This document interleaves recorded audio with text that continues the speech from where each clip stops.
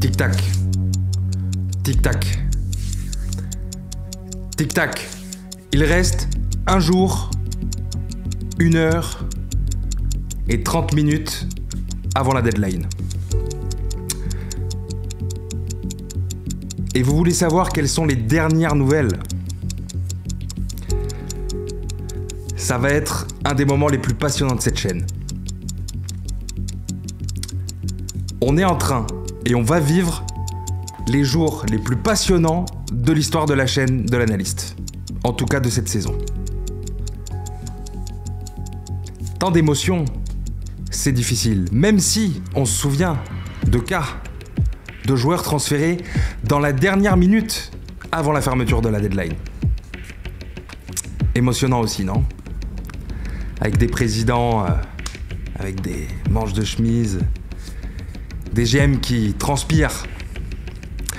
Il y a eu des grands moments, pas vrai ?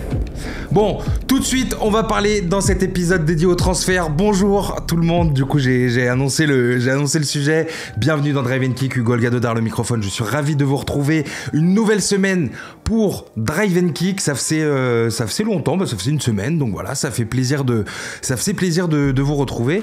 Alors, bon, vous l'avez compris, déjà dédicace aux gens qui regardent le Chiringuito, ça m'a fait gaulerie de faire cette intro, voilà, parce qu'il y a plein de dramas en ce moment en NBA, bien sûr. Autour de la trade deadline, c'est le grand classique, il y a toujours de grandes histoires. Du coup, aujourd'hui, sujet dédié déjà aux transferts qui ont eu lieu, puisqu'il y en a déjà qui ont eu lieu et qui ont pas mal secoué la planète NBA, justement. Et de l'autre côté, on va se faire un peu les petites dernières rumeurs de transferts pour voir un peu ce qui se trame à droite et à gauche dans les instances de la Ligue.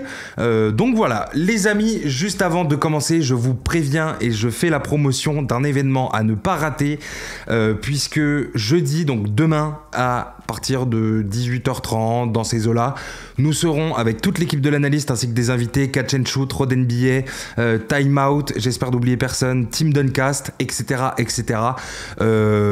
Et avec toute l'équipe de l'analyste, du coup, sur un Twitter Space pour vivre la deadline avec vous tous en direct. Donc voilà.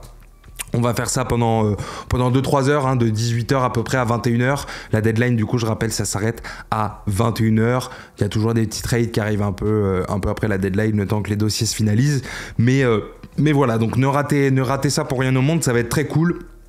On vivra les trades ensemble, on les analysera, on en parlera. Qu'est-ce que ça veut dire pour cette équipe ? Qu'est-ce que ça veut dire pour cette équipe ?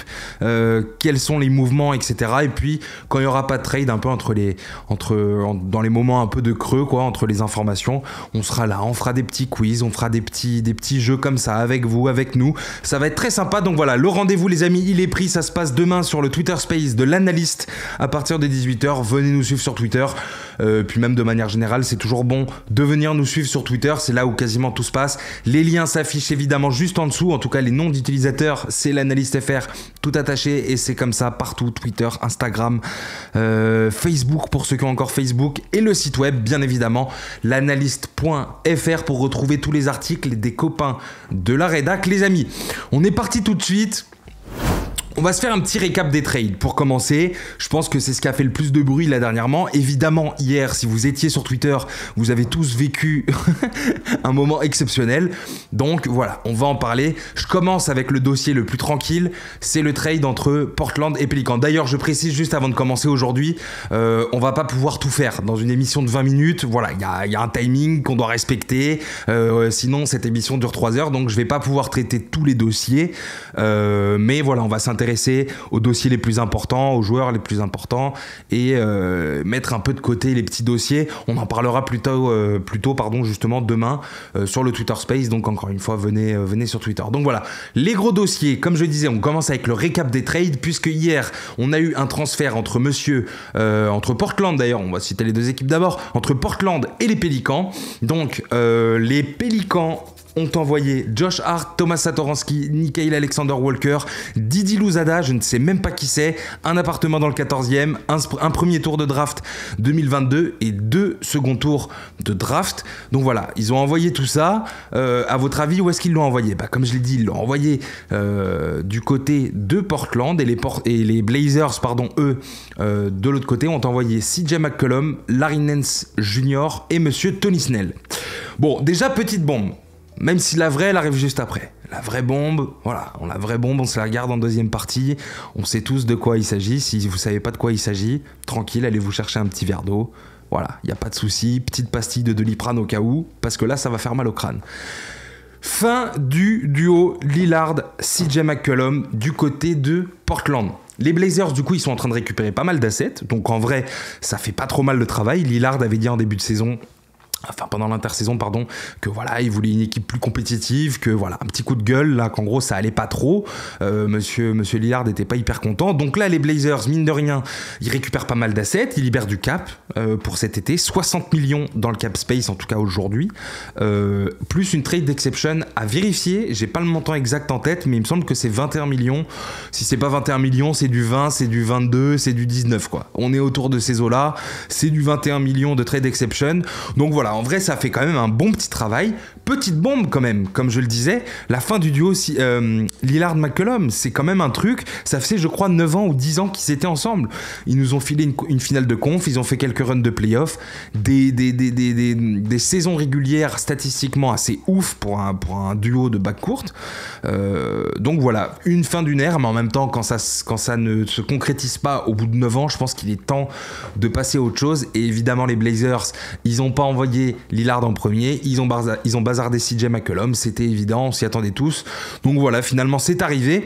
Et voilà, donc les Blazers qui récupèrent mine de rien pas mal d'assets, hein. Josh Hart, Thomas Satoransky, Nickeil Alexander-Walker, le mec Didi Louzada, si quelqu'un sait qui c'est. Donc voilà, plus des petits pics, etc. Donc t'as de la flex, t'as des assets, tu peux encore bouger avant la deadline, puis t'as de la flex pour justement de la flexibilité pour cet été. Donc en vrai, du côté de Portland, je sais que d'un point de vue extérieur, les gens peuvent penser que c'est un trade un peu bullshit, etc. Et que en gros, ils ont bazardé McCollum pour 3 fois rien, etc., etc. Moi, je pense que si tu voulais bouger CJ McCollum, de toute façon, c'était mieux de le faire à la deadline pour avoir plus de flexibilité cet été. Et que là, de toute façon, avec les assets que tu as récupérés, tu peux bricoler un peu pour ta fin de saison, même si on n'attend rien. Je rappelle que monsieur Damian Lillard, je crois qu'il va pas rejouer de la saison. Enfin, en tout cas, il était prévu absent pour plusieurs mois. Donc, ça m'étonnerait qu'il revienne genre en mars pour faire un mois à 50 points et tout ça pour finir 11e de l'Ouest. Donc voilà, on verra ce que ça va donner, bien évidemment. Mais du côté de Portland, c'est pas trop dégueu. Apparemment, ça devrait pas trop bouger du côté de Jusuf Nurkic, puisqu'on l'a dit un peu dans l'entre-deux pour ceux qui ont suivi l'autre jour avec Antoine, que du côté de Nurkic, ça s'était un peu calmé, qu'il était revenu physiquement, etc. dans le jeu, que c'était pas trop mal. Donc voilà, a priori, ça ne devrait pas bouger pour Nurkic. Il y a un truc qui est très drôle, par contre, et que je vous invite tous à faire. Si vous voulez, vous ne nous suivez pas sur Twitter, ça je m'en branle. Par contre, allez sur Twitter, cliquez sur la barre de recherche et écrivez Lillard et Grind. C'est excellent, c'est magnifique, je vous le conseille, c'est des barres de rire pendant 20 minutes, le temps de tout scroll, c'est fantastique. Pour ceux qui n'ont pas la ref, c'est le truc de Lillard ne recule jamais face au grind, etc. Et là, tous les fans hier se sont mis à envoyer des trolls sur Twitter en mode bon bah là, tu veux pas t'échapper du grind, bah là mon pote t'es servi. Donc voilà, n'hésitez pas à aller faire un tour sur Twitter, c'est bien évidemment toujours très drôle. Donc on a parlé des Blazers, on a parlé de Lillard, de McCollum, et voilà, le fait que les Blazers font le ménage, reconstruction totale pour Portland. Fin de saison, là, on va voir si ça bouge encore un peu avant la deadline, mais bon, a priori, ça devrait rien être de bien majeur. Et puis rendez-vous cet été pour voir ce que ça va donner au niveau des contrats, au niveau des trades, au niveau de la reconstruction qui a commencé du coup officiellement entre guillemets hier soir du coup du côté de Portland. Les Pélicans du coup en 2-3 ans quand même pour toucher un mot des Pels. Ben, ils ont transféré Anthony Davis aux Lakers, c'était en 2019, je sais même plus, mais en tout cas c'était il y a 2-3 ans. Et du coup, depuis, ils ont envoyé Anthony Davis, ils ont quand même récupéré Brandon Ingram directement dans le trade d'Anthony Davis, et là ils viennent de récupérer CJ McCollum. Anthony Davis d'un côté, CJ McCollum et Brandon Ingram de l'autre, c'est pas si mal que ça. Je trouve que c'est un bon petit travail de longue haleine, mais qui fait quand même le taf. Ça bosse doucement à New Orleans, c'est un petit marché, c'est comme ça que ça fonctionne malheureusement pour ces franchises, mais voilà, ça bricole pas trop mal et puis ça fait le travail. Donc pareil pour les Pels, on verra ce que ça donne. Il y a des interrogations sur Zion, va falloir voir ce que ça va donner, comment ils vont bricoler. Apparemment, Devonte Graham, il devrait laisser sa place de titulaire à monsieur CJ McCollum du coup. Et Devonte Graham devrait plutôt être en sortie de banc. En tout cas, c'est ce qui se disait là dans les dernières heures. Donc voilà, situation à suivre. Moi, je trouve que c'est un move pas trop dégueu pour les deux équipes. Et puis voilà, on verra ce que ça va donner dans quelques mois, quoi. Donc voilà. Le dossier suivant, attention, ouvrez bien vos oreilles. Sacramento et Indiana hier ont fait un trade et je vous préviens tout de suite, j'ai reçu la notif Twitter de Vosgebomb, de Vosges, pardon, puisque j'ai les notifs activés en ce moment, évidemment, hein, n'hésitez pas à le faire vous aussi pour tout savoir à la seconde où ça sort. Monsieur Vosges qui nous envoie une bombasse hier soir en fin d'après-midi. Dès que j'ai vu ça, j'ai envoyé sur le Discord @Evrion des messages en majuscules, le gros bordel, puisque les Pacers envoient Domantas Sabonis, Jeremy Lamb, Justin Holiday et un second tour de draft de 2027 contre Tyrese Haliburton, Buddy Hield et Tristan Thompson. Je vous laisse quelques secondes pour digérer l'info. Les Kings ont transféré Tyrese Haliburton contre Domantas Sabonis, Jeremy Lamb, Justin Holiday et un second tour de draft de 2027. Du coup, c'était un peu le bordel sur Twitter. Et ça, c'est plutôt normal. Parce qu'il y a quelques semaines, on le rappelle, je crois que c'était en janvier, Shams avait publié un papier, il me semble, sur The Athletic, en disant que voilà, les Kings, du côté des Kings, De'Aaron Fox et Tyrese Haliburton sont intransférables. Donc voilà, ça sert à rien de nous appeler, sauf si vous nous proposez LeBron, Kyrie et Michael Jordan, ça sert à rien, ils sont intransférables. Bon. J'avoue que perso, de mon côté, j'étais quand même un peu choqué en voyant le tweet du Vosges, bien évidemment. Voilà, comme j'ai dit sur le Discord de l'analyste, on a tous craqué, quoi. On était là, c'est pas possible. On croyait que Vosges était en train de troller. Il avait mis Nickeil, Walker, Alexander. Même le Vosges était perturbé. Il a mis 2 fois Jeremy Lamb dans le tweet. Il a inversé les noms et tout. Haliburton lui-même aussi était choqué, d'ailleurs. Tu m'étonnes. Et en fait, je trouve ça assez bizarre en fait du côté des Kings quand même ce move parce que Tyrese Haliburton avait quand même l'attitude parfaite du mec fort, talentueux, jeune qui vient d'arriver dans une équipe qui veut transformer cette équipe, qui veut faire partie de la reconstruction et être la tête d'affiche de cette reconstruction et remettre les Kings sur la putain de map de la NBA. Il avait l'attitude parfaite sur et en dehors du terrain, il a fait des dingueries, parce que bon, l'autre, au niveau du talent, il y a quand même une valise, quoi, derrière, et je crois que c'est le seul joueur rookie, des Kings à faire plus de 17 passes sur un match en tant que rookie. J'ai vu la stat passer tout à l'heure sur Twitter. Donc bref, très spécial quand même du côté des Kings, j'avoue, ce move. Et voilà, comme je disais, lui il voulait mettre les mains dans le cambouis pour faire partie de cette reconstruction, pour travailler et voilà, donc un peu bizarre quand même du côté des Pacers. L'arrivée d'Haliburton dans l'effectif, ça devrait pousser logiquement Malcolm Brogdon plutôt à la porte cet été, en tout cas on verra ce que ça va donner.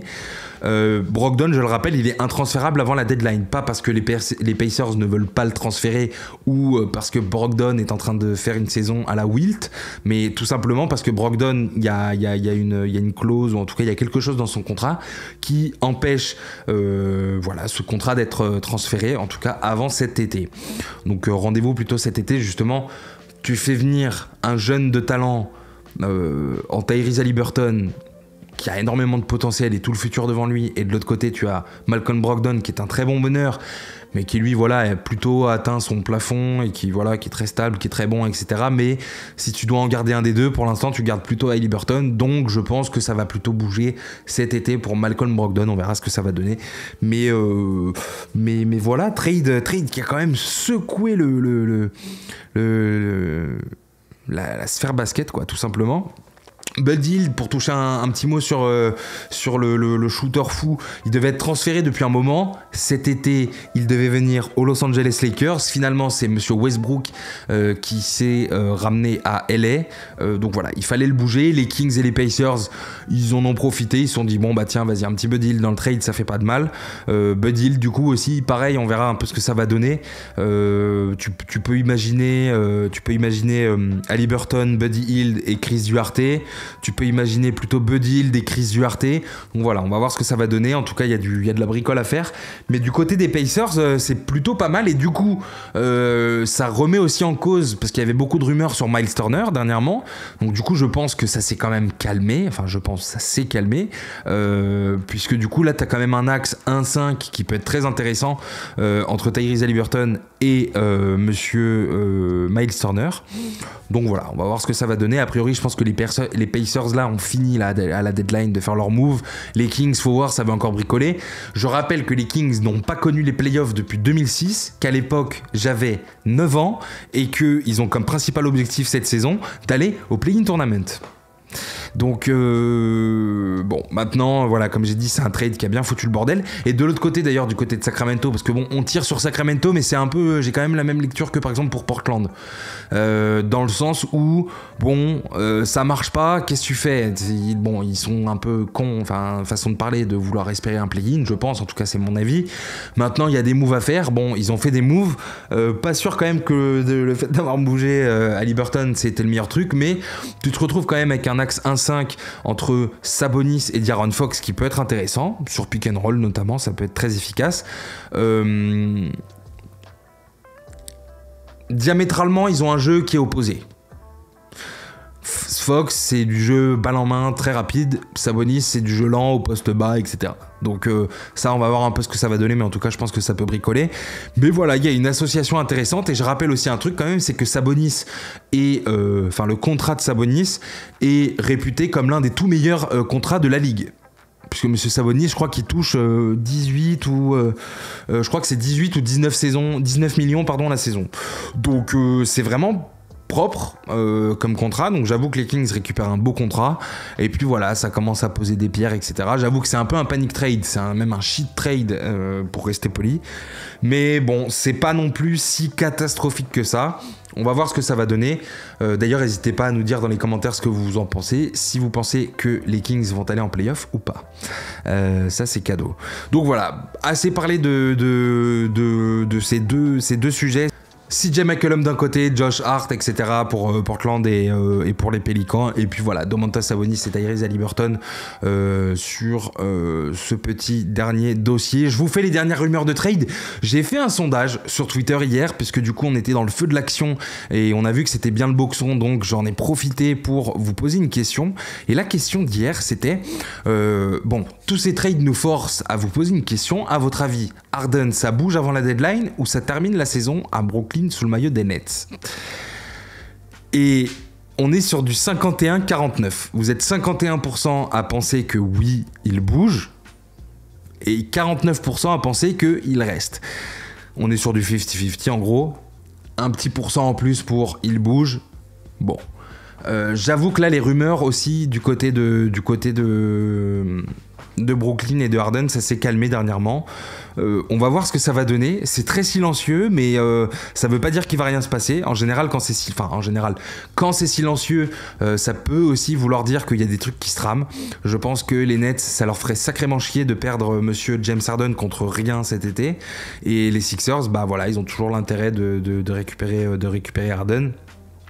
Et puis même si effectivement cet été tu auras peut-être plus d'options en attendant de voir ce qui va se passer avec Lillard, en attendant de voir ce qui va se passer avec Harden, etc. Je pense que si les Sixers ont vraiment l'opportunité d'avoir James Harden là tout de suite maintenant contre Ben Simmons et un ou deux jeunes joueurs à potentiel, je pense que le joueur le plus demandé du côté de Brooklyn, c'est Seth Curry. Mais voilà, il demande aussi potentiellement du Tyrese Maxey, et du monsieur Matisse Thybulle avec les grands bras et la grosse défense. A priori, du côté des Sixers, on n'est pas trop chaud quand même de bouger Tyrese Maxey et monsieur Matisse Thybulle. On devrait plutôt, ils ont l'air plutôt plus ok pour bouger monsieur Seth Curry. Donc voilà, on va voir ce que ça va donner, mais il est possible qu'il y ait un package Ben Simmons, Seth Curry plus peut-être une ou deux bricoles contre monsieur James Harden, mais pour l'instant pas de nouvelles. Donc voilà, on verra ce que ça va donner. Ensuite, allez, les petits fireboulettes, monsieur Bradley Beal, pour parler un peu de Washington. Il est out pour tout le reste de la saison, il va se faire opérer, il va en profiter pour revenir à 100% l'année prochaine. Les Wizards, Ils sont tombés d'accord avec lui apparemment, hein. Évidemment c'est pas encore fait, mais normalement ça va signer le max du Gigamax, 250 millions sur 5 ans pour Bradley Beal, et du coup quasiment tout l'effectif est dispo. Donc voilà, il reste 24 heures avant la deadline, un peu moins, hein, j'ai dit tout à l'heure dans l'intro pour rigoler. Montrezl, Spencer Dinwiddie, Rui Hachimura, Thomas Bryant, Deni Avdija, Aaron Holiday, je crois, si j'ai pas de bêtises, ils sont 3, les Holiday, ils sont chiants. Donc voilà, il y a quasiment tout l'effectif qui est dispo, on va voir ce que ça va donner. Ça pourrait bouger, je pense qu'il y a des pièces quand même, Montrezl, Spencer Dinwiddie, ça peut intéresser du monde. Donc voilà, on verra ce que ça va donner. Les Lakers, pas de mouvement à prévoir du côté de monsieur Russell Westbrook. Il est intransférable de par son contrat, il n'y a pas de marché. Russell Westbrook, c'est quasiment 50 millions la saison, donc personne n'en veut. Les Lakers, eux, de leur côté, de toute façon, ils veulent quand même essayer le Big Three parce que pour l'instant, ils n'ont pas trop eu l'occasion de l'essayer, quoi. Ils ont eu beaucoup de blessures, etc. Donc les Lakers sont plutôt chauds sur la position de bon bah on attend, on voit ce que la fin de saison donne, et puis après on pourra peut-être éventuellement discuter. Les packages par contre qui sont les plus murmurés dans les coulisses, c'est monsieur Talen Horton-Tucker et monsieur Kendrick Nunn. Kendrick Nunn qui n'a toujours pas joué un seul fucking match sous le maillot des Lakers. Donc voilà, à voir ce que ça va donner. Ça peut intéresser des équipes potentiellement, mais il y a des petites interrogations quand même sur le vrai talent et le vrai potentiel de Horton-Tucker, etc. Donc faudra surveiller tout ça. Les Lakers de leur côté aussi, ils s'intéressent à Paul Millsap du côté des Nets, et à Terrence Ross du côté d'Orlando. Pour Paul Millsap, on est plutôt sur un buyout potentiellement, ou un petit trade comme ça à la dernière minute. Et pareil pour Terrence Ross, on est plutôt sur un trade de dernière minute. Mais en tout cas, les Lakers sont positionnés plus ou moins sur les deux dossiers. Donc on verra ce que ça va donner. Du côté d'Utah, j'ai parlé l'autre jour de monsieur Joe Ingles dans le dernier Drive and Kick il y a une semaine. Josh Richardson et Harrison Barnes font partie des, en tout cas sont deux des cibles de Utah là pour cette trade deadline. Ils sont dans les petits papiers du côté de Salt Lake City. Donc voilà, le Jazz essaye toujours de transférer le contrat de Joe Ingles. Pas trop d'infos à ce sujet, on verra ce que ça va donner. On va voir qui peut potentiellement le récupérer quoi. Et attention, Jordan Clarkson aussi serait éventuellement pas sur le départ ni en cours de discussion, mais dossier à suivre. Donc voilà, on va voir ce que ça va donner aussi pour monsieur Jordan Clarkson, qui peut intéresser lui aussi pas mal d'équipes. 2-3 petits derniers fireboulettes, Detroit Pistons, Jeremy Grant, il est toujours extrêmement convoité. L'ailier fort, je rappelle, il coûte que 20 millions la saison. Les Blazers du coup sont extrêmement actifs sur les transferts. Ils pourraient viser cette piste peut-être pour se renforcer. On a parlé tout à l'heure des Blazers, on a dit qu'ils avaient peut-être pas forcément terminé. Ils ont des assets. Jeremy Grant, je sais pas encore, je sais pas sur combien de temps il est encore sous contrat, mais c'est pas un contrat expirant quoi, donc ça peut être une piste. Jeremy Grant, 20 millions par saison, c'est vraiment intéressant. Et du côté des Pistons, tu pourrais récupérer quand même pas mal d'assets. Donc voilà ce que ça pourrait donner du côté de Détroit. Et je termine juste avec une petite news qui nous vient de San Antonio, puisque les Spurs du coup, Thaddeus Young, joueur des Spurs, est toujours un peu dans les rumeurs, pas beaucoup de bruit. Les Suns apparemment et Minnesota sont intéressés. Si le trade n'a pas lieu, le plus probable c'est qu'il y ait un buyout et que M. Thaddeus Young puisse signer dans la franchise de son choix et dans la franchise qui voudrait bien l'accepter contractuellement, voilà, etc. Faudra voir ce que ça pourrait donner, mais voilà. C'est fini les amis pour les petites informations de cette trade deadline. Je vous rappelle, demain on sera en direct à partir de 18h sur Twitter, dans un Twitter Space, donc n'hésitez pas à vous ramener, n'oubliez pas les écouteurs, et si vous le voulez d'ailleurs vous pourrez discuter avec nous, puisque c'est ça qui est cool sur les Twitter Space pour ceux qui connaissent pas. Vous lancez le téléphone, vous allez sur Twitter, boum, il y a une petite bulle violette qui s'affiche en haut, tu cliques dessus, boum, t'arrives dans un salon, il y a plein de gens cool qui parlent de basket, et puis toi si t'as envie tu peux juste écouter, ou alors tu peux aussi demander la parole. Donc voilà, c'est très très sympa les Twitter Space les amis. Je vous donne une dernière fois rendez-vous demain. Je vous invite également à nous suivre sur tous les réseaux sociaux, Twitter, Facebook, Insta, aller sur le site, etc., le mettre dans les faves. Et puis voilà, si cette émission vous a plu les amis, balancez un gros like, abonnez-vous à la chaîne YouTube. Pour ceux qui nous écoutent sur Spotify, Deezer, etc. N'hésitez pas à nous balancer pareil des likes, des 5 étoiles, tout ça, ça fait plaisir et ça nous aide, ça aide le projet. Donc voilà. Les amis, merci beaucoup d'avoir suivi cette émission. Je vous donne rendez-vous demain une dernière fois et la semaine prochaine pour un nouvel épisode de Drive & Kick. Avec vous, c'était Olga de Hugo. Peace.